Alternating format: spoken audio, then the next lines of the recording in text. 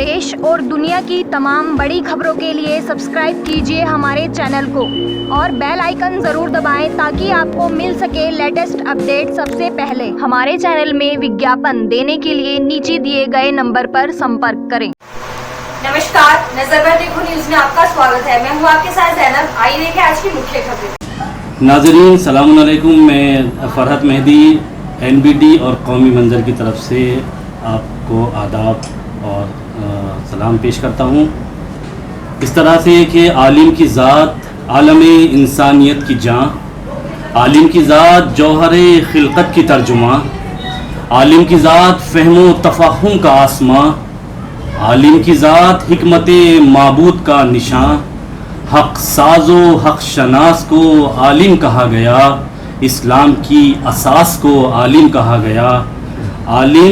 आलिम है क्या ये बाब फसाहत में देखिए, तक़वे को उसके बाब अताअत में देखिए, इसका मकाम बाब इबादत में देखिए, हल यस्तविल लज़ीना की आयत में देखिए, हल यस्तविल लज़ीना की आयत में देखिए। कुरान कह रहा है सरासर कोई नहीं, दुनिया में आलिमों के बराबर कोई नहीं।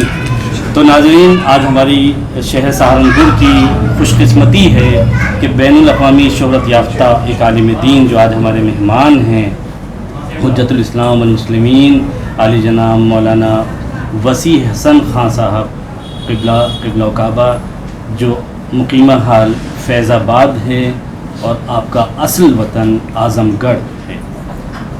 वसीक़ा अरबी कॉलेज से आपका ताल्लुक़ है, दर्स व तदरीस में मुनहमिक रहते हैं, सफ़े अव्वल के आलिम दीन और हिंदुस्तान में इस्लाही मजालिस के कारवां को आगे बढ़ाने में मशहूर व मारूफ शख्सियत।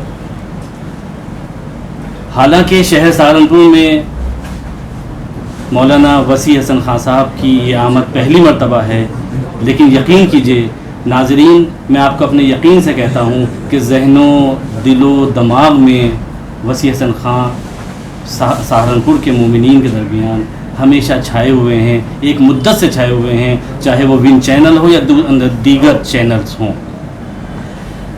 आइए हम इस्तकबाल करते हैं नज़र पर देखो और कौमी मंजर के चैनल में मौलाना वसी हसन खां साहब का।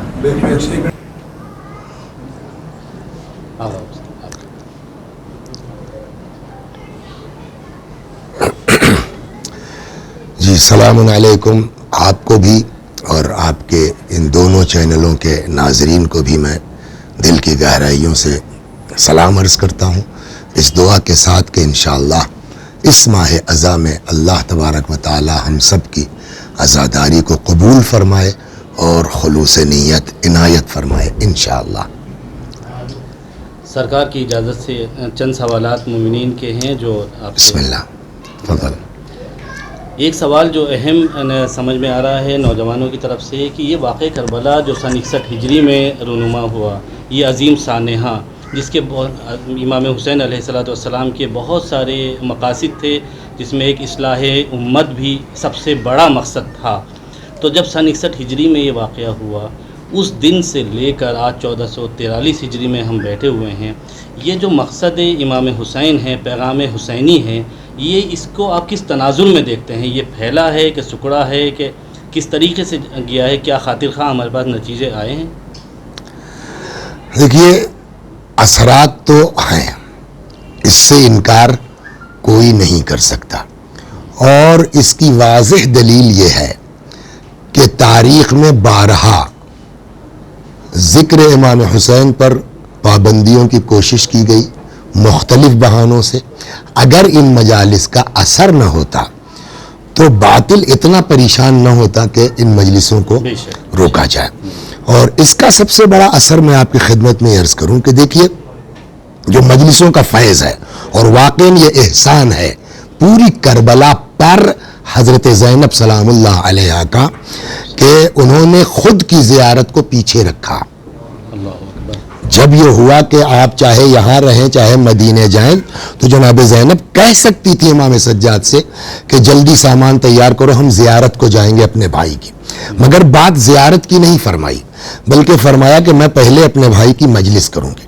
और उस मजलिस का जो फ़ायदा है آپ دیکھیے واقعہ غدیر 1 لاکھ سے زیادہ آدمیوں کے درمیان کا واقعہ ہے، اور ودن 30 ایئر 30 برس کے اندر اندر امیر المومنین نے ممبر سے پوچھا آپ تھے، اور وہ آدمی 30 برس کے اندر کہہ رہا صاحب بوڑھا ہو گیا ہوں یاد نہیں آ رہا۔ جو واقعات 1.25 لاکھ پبلک کے درمیان ہے وہ 30 سال کے اندر کہ جناب فاطمہ زہرا سلام اللہ علیہا، ان کا گھر کہاں تھا؟ مرکز شہر، ہارٹ آف سٹی، جلا دیا گیا۔ آج آپ جو ہے وہ عام مسلمانوں سے بات کیجئے تو آدمی کی جلدی سمجھ میں نہیں آتا صاحب کیسے یہ ممکن ہے۔ تو جو 1.25 لاکھ کے بیچ کا واقعہ ہے وہ بھلایا گیا، جو بیچ شہر کا ہے وہ جو ہے وہ بھلایا گیا۔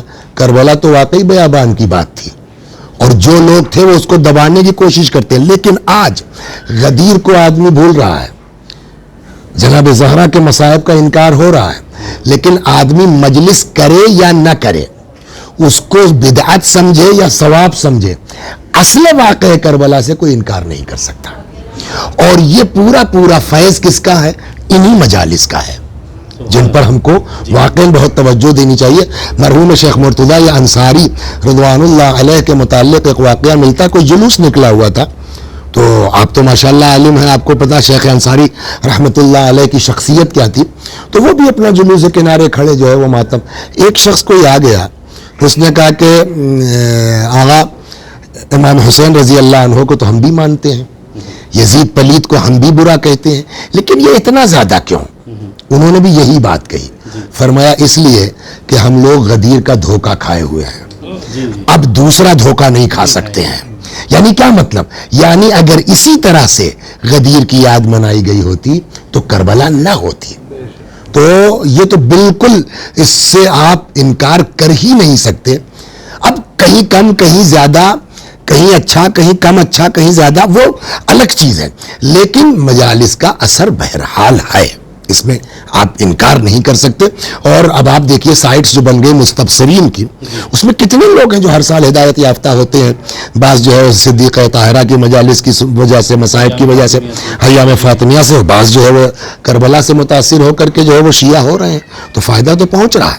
اب یہ زیادہ سے زیادہ آپ یہ کہہ سکتے ہیں کہ جو اسپیڈ ہونی چاہیے وہ شاید نہیں ہے، تو اب اگر اس کو ہم کہتے ہیں نہیں ہے تو اس میں کہیں نہ کہیں ہم پر بھی سوال اٹھتا ہے۔ جی میرا اگلا سوال یہی تھا آغا آپ سے کہ اگر یہ خاطر خواہ، چونکہ 1300 سال سے زیادہ کا وقفہ ہو گیا ہے اس عظیم قربانی کو، اور اس کے مثبت جو نتائج ہیں وہ سامنے آ رہے ہیں، لیکن جو نتیجہ آنا چاہیے تھا، جس لیول کا رزلٹ آنا چاہیے تھا وہ نہیں آ رہا ہے، تو کیا اس پر نوجوانوں کی، عزاداران امام مظلوم کی ذمہ داریاں کچھ اور بڑھ جاتی ہیں، یا خواتین کا کردار زیادہ بلند ہونا چاہیے، یا طفلان قوم کا کردار زیادہ بلند ہونا چاہیے؟ اس کو آپ کس طریقے سے دیکھتے ہیں؟ دیکھیے قوم کی ہر فرد کی ذمہ داری ہے، ہم یہ نہیں کہہ سکتے کہ عورتوں کی ذمہ داری زیادہ ہے اور بچوں کی ذمہ داری زیادہ ہے۔ جو بھی اپنے آپ کو عاشق حسین کہتے ہیں، ہم سب کی ذمہ داری یہ ہے کہ ہم ذکر امام حسین علیہ السلام میں، وہ دیکھیے ایک چیز جو ہمارے ہاں کم ہو رہی ہے، البتہ یہ جنرلی بات نہیں کہی جا سکتی، نہیں کہی جا سکتی، لیکن کہیں نہ کہیں ہم سب اس میں جو ہے وہ ذمہ دار ہیں۔ اور وہ ذمہ داری کیا ہے کہ جب ہماری عزاداری وہ اس راہ پر گھوم گئی، چلی کہ نہیں چلی، میرا عشرہ کامیاب ہوا، ان کا عشرہ ہلکا ہو گیا، جب امام حسین بٹ گئے پھر وہاں سے اثرات کم ہوں گے۔ لیکن اگر ہم لوگ جو ہے وہ پھر واپس اسی راہ پر آ جائیں کہ ولو میرے باپ کا قاتل ہے، ٹھیک ہے ہم اس میں مقدمہ لڑیں گے، اس کو سزا دلوائیں گے، لیکن وہ مجلس حسین کر رہا ہے تو حسین سب کے ہیں، ہم ساری دشمنیاں بھول کر کے امام حسین کے نام پر آ جائیں۔ آج ہم اگر اس بات پر واپس آ جائیں نا، پھر وہی اثرات ہو جائیں گے۔ تو اس میں کہیں نہ کہیں ہماری نیتوں کا دخل ہے، ہمارے اخلاص کا دخل ہے، اس میں ہم کو دعا کرنی چاہیے، کوشش کرنی چاہیے کہ اللہ ہم سب کو خلوص نیت امام کے سلسلے میں عنایت فرمائے انشاءاللہ۔ الہی آمین، الہی آمین۔ تو پیغام حسینی کے سلسلے میں جیسا کہ آپ نے فرمایا کہ ہمیں زیادہ سے زیادہ کوشش یہ کرنی چاہیے کہ جو پیغام کربلا ہے وہ اسی طرح جاری و ساری اگر رکھنا ہے تو समाज की हर फर्द की जिम्मेदारी ये है कि इसको आगे बढ़ाया जाए और अपनी जिम्मेदारी को ज़्यादा से ज़्यादा। देखिए आप ये देखिए कि रिवायत पढ़ी होगी आपने, बाकायदा रिवायत है कि कुल्लुकुम राइन व कुल्लुकुम मसऊलुन अन रइयतिह, तुम में का हर शख्स चरवाहा है और तुम में से ये चरवाहा क्यों कहा गया है? आप लोग तो बहरहाल यहाँ सहारनपुर शहर है, आप लोगों को उतना तजुर्बा नहीं होगा जानवरों का, लेकिन कदीम ज़मानों में, आज से मेरे ख्याल 25-30 साल पहले तक हम लोग गांव में ये होता था कि एक पूरा पेशा होता था जानवर चराने का। मसलन 2 भैंसें आपकी हैं, 4 भैंसें आपकी हैं, 5 गाय आपकी हैं, 50 जानवर उसने ले लिए और लेके चला गया, मैदान में चरा रहा है उसको। महीना पूरा हुआ, 200 रुपये आपने दे दिए, 500 रुपये आपने दे दिए, जिसके जैसे जानवर, उसका भी एक काम हो गया, आपको भी बला जहमत वो हो गया। अब उसमें जो है फर्ज कीजिए एक आदमी का बाग है बेहतरीन आम का लगा हुआ और वो चरवाहा 50 जानवर लेके गया है, उसमें एक भैंस हमारी है और इत्तेफाक से हमारी भैंस ने जो है वो उसका वो तोड़ करके बैरियर और जा करके 5 पेड़ खा लिए उसके आम के छोटे छोटे बेचारों के। जिम्मेदार कौन है?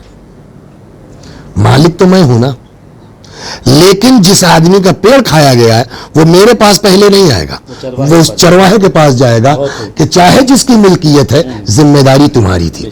पैगंबर ने यही फरमाया, ये कह के हम अपनी जान नहीं छुड़ा सकते कि साहब इनका लड़का गड़बड़ है, हमसे क्या मतलब है, इनका बेटा खराब है, हमसे क्या मतलब है। पैगंबर ने फरमाया कुल्लुकुम राइन व कुल्लुकुम मसऊलुन अन रइयतिह, तुम में का हर शख्स जिम्मेदार है। चरवाहा मीन्स यहाँ आप उसको और अच्छी उसमें तर्जुमा करें, हर तुम में का हर शख्स जिम्मेदार और हर आदमी से कल को क़यामत में पूछा जाएगा। लिहाजा हम ये सोच के चुप नहीं हो सकते, अच्छा फिर हमारे लड़के ने बदतमीजी की है, ये भी होता है ना, सामने वाले हिम्मत क्यों नहीं करते अपनी जिम्मेदारी पूरी करने की।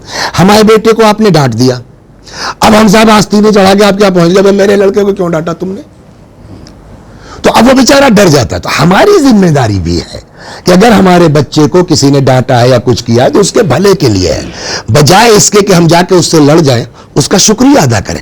ये वो बुनियादी चीजें हैं जिसकी वजह से शायद हम पिछड़ रहे हैं। ये चीज अगर हमारे यहाँ फैल जाए तो काफी असरात बढ़ सकते हैं इंशाअल्लाह। आका बहुत बहुत शुक्रिया। एक बहुत ही एक इस वक्त बर्निंग क्वेश्चन आ रहा है कि ये जो कोविड-19 की जो गाइडलाइंस पिछले साल मुरतब की गई थी गवर्नमेंट ऑफ इंडिया की तरफ से, गवर्नमेंट ऑफ यूपी की तरफ से, सरकार की तरफ से, इस बार भी उसी तरह की गाइडलाइंस थी, लेकिन ये जो तजब्जुब था और गाइडलाइंस को जारी करने में जो टाइम लिया जा रहा था, जो शिया लीडरान हैं, जो उलमाए कराम हैं, उनकी तरफ से भी कुछ शिकायतें सामने आ रही थी जो गवर्नमेंट के लिए, उसके लिए ये उस वजह क्या थी, क्यों तामुल था उसमें और क्यों डिले हुई थी गाइडलाइंस? देखिए अब आप किसी के दिल की बात तो नहीं बता सकते जी, इसलिए कि ये तजब्जुब जो है वो सरकार की तरफ से है जी, आपने लेट किया या आप सही से नहीं निकाल रहे हैं, या आप कहते हैं साहब ये कॉन्फिडेंशियल थी और लीक हो गई, तो हम कहते हैं भाई कॉन्फिडेंशियल थी, तो क्या कॉन्फिडेंशियल में आप इस तरह से उकसाएंगे किसी को? एक सवाल होगा। तो हाँ, ये और खतरनाक कॉन्फिडेंशियल, आप ये कौन सा उज़्र बदतर गुनाह है? तो ये सब जो है, हम ये तो नहीं कह सकते कि सरकार के दिल में क्या है, लेकिन इतना जरूर कह सकते हैं जो हालात हैं उसको देख करके सरकार की नीयत ठीक लगती नहीं है। जी, और अल्लाह का शुक्र है, हम जो है वो शुक्रगुजार हैं अपने लखनऊ के उलमा के, उन्होंने कोशिश की और दूसरी गाइडलाइन आई, खुदा उनकी तौफीकात में इजाफा करे। और ये इत्तेहाद वाक़अन अभी हमारे पड़ोस में वाक़या हुआ, आप लोगों ने भी देखा होगा, परसों नरसों की बात है, ताज़िया तोड़ दिया। तो देखिए मेरी समझ में जो आया है वो एक दो अलग आप निकाल दिए, ऊपर को हाई लेवल पर और शासन को हटा दीजिए, लेकिन जो आम पब्लिक है एडमिनिस्ट्रेशन में वो भी ये बहुत कोऑपरेटिव है, इसमें कोई शक नहीं है। आप देखिए उस एक दारोगा ने हमारे यहाँ बदतमीजी की, अभी खबर आई है कि उसको लाइन हाजिर कर दिया गया, ताजिया वाजिया तोड़ा था। तो हम तो नहीं समझते हैं कि ये बहुत सक्सेस हो पाएगी सरकार, इसलिए कि जो एडमिनिस्ट्रेशन है उसको कहीं ना कहीं इमाम हुसैन से एक लगाव है, एक आस्था है, और हर इलाके के लोग समझते हैं इस बात को। तो हम समझते हैं कि साहब जो लोकल एडमिनिस्ट्रेशन है उससे जो है वो कोऑपरेट करें हम लोग, वो जो एक हमको सुझाव दें, उस एतबार से इज्जत के साथ अपना हम عزاداری کر لیں, سرکار کی بدماشیوں کی اور نیت کے چکر میں نہ پڑیں تو بہتر ہے. لائن حاضر جو کیا ہے, لائن حاضر کوئی پنشمنٹ نہیں ہے.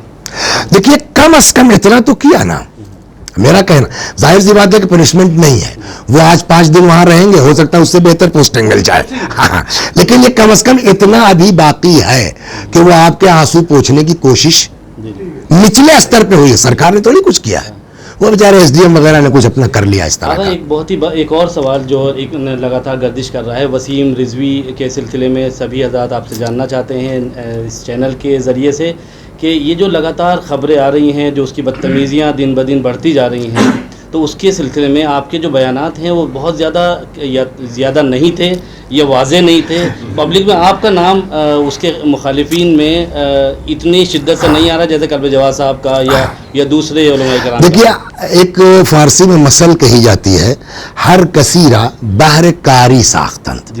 ہر آدمی کا اپنا ایک جو ہے وہ اس کی کیپیسٹی ہے, اس کی اپنی اوقات ہے. میں نے اپنے تئیں جو محسوس کیا ہے, اب یہ تو آپ مولانا ہیں اور آپ نے فرمایا میں راضی ہو گیا, ورنہ میں اس طرح کے انٹرویو سے بھی بھاگتا ہوں. میں مولانا نہیں ہوں, اب مولانا ٹائپ کہہ لیجئے,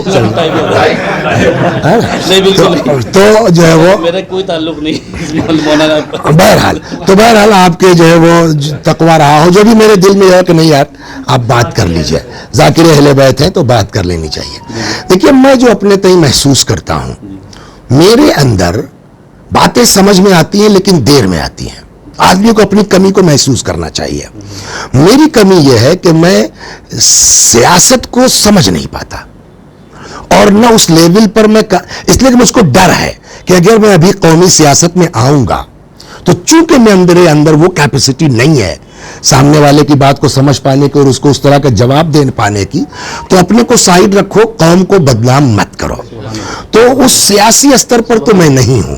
لیکن جہاں تک مجلسوں کا معاملہ ہے, یہ مجھ کو یاد آتا 28 رجب کو سب سے پہلی تقریر جو میری ہوئی اس واقعے کے بعد, متو پور ایک گاؤں ہے, اس میں تو باقاعدہ نعرے وارے لگے ہیں.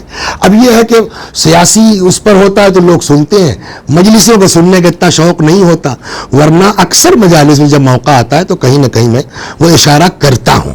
لیکن ظاہر سی بات ہے کہ نہ رسول اللہ نے ابو لہب کو قتل کرنے کا حکم دیا, نہ ابو جہل کے ساتھ. تو جو حال ہوا ہے ابو لہب ابو جہل کا, ان کا بھی ہو جائے گا, سمجھ گئے آپ. ہم بہت زیادہ, میرا اپنا نظر, میں نہیں کہتا کہ میرا جو یہ نظریہ بالکل 100% کریکٹ ہے اور صحیح ہے, لیکن میں یہ سمجھتا ہوں کہ اس کے پیچھے جو ہے کوئی سازش ہے اور کارفرما ہے, اور یہ وسیم جو ہے وہ اپنا نہیں بولتے, ان کو جو فیڈ کیا جاتا ہے وہ بلوایا جاتا ہے ہم کو بھڑکانے کے لیے. تو اگر ہم ہوش سے کام لیں تو شاید وہ جو وسیم کو فیڈ کر رہے ہیں, آپ غور کیجئے نا, اتنے سب چیزوں کے باوجود مذہبی عنوان بھڑکانا جرم ہے نہیں ہے؟ یہ نا آپ کے ہاں. آپ ابھی ایک تقریر جب کسی مذہب کے خلاف کر دیجئے, فوراً FIR ہوگی کہ نہیں ہوگی؟